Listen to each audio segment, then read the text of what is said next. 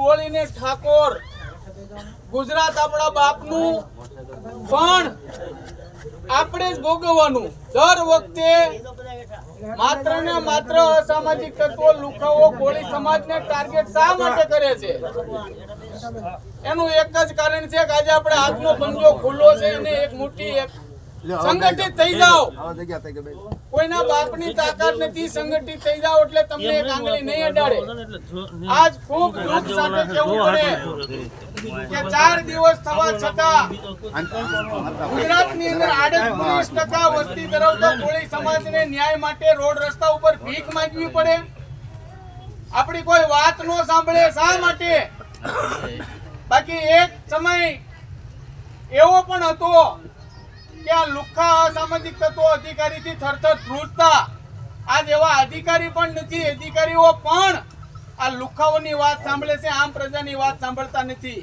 આ વિસ્તારની વાત કરવામાં આવે તો એવું એક વર્ષ નહીં હોય વ્યાજખોરના ત્રાસથી આપણા ભાઈઓ આત્મહત્યા નહીં કરતા હોય, માર નહીં મારતા હોય, આવી અનેક ઘટનાઓ બને છે પણ આપણને ન્યાય મળતો નથી।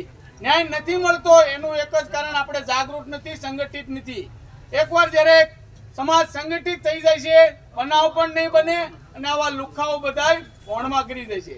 આજ આપણને અત્યારે પીએસઆઈ સાંતુના આપી 4-5 આરોપી આવી ગયા છે અને જે ભાઈએ કીધું કે પોલીસ વાળાએ ગેરવર્તન કર્યું એની બદલી પણ કરી નાખી છે પણ આપણે એને તાકાતથી કહેવી કે બદલી નહીં, એને સસ્પેન્ડ કરો।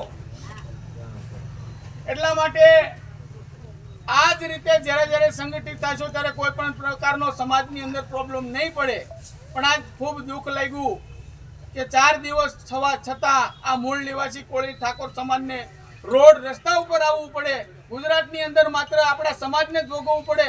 અમદાવાદની અંદર ઠાકોરના 150 મકાન પડી જાય, ભાવનગર વિસ્તારની અંદર કોળી સમાજની અનેક વાડીઓ ખાલી કરવામાં આવે, બાકી લુખ્ખાઓએ અનેક બિલ્ડિંગો બાંધી છે, અમે અનેક વાડીઓ કબજા કર્યા છે, એનું કાંઈ પણ ખાંડું થતું નથી। એનું એક જ કારણ કાં તો આપણા નેતા માય કાંગલા છે, કાં તો પ્રજાની અંદર એકતા નથી, કાં તો આપણે હજી જેમ એક જ વાત કરવામાં આવે છે શિક્ષિત નથી, શિક્ષણ નથી। પણ સંગઠિત થઈ જાઓ, મોટા મોટી તાકાત, તમે સંગઠિત રહેશો, કોઈના બાપની તાકાત નથી।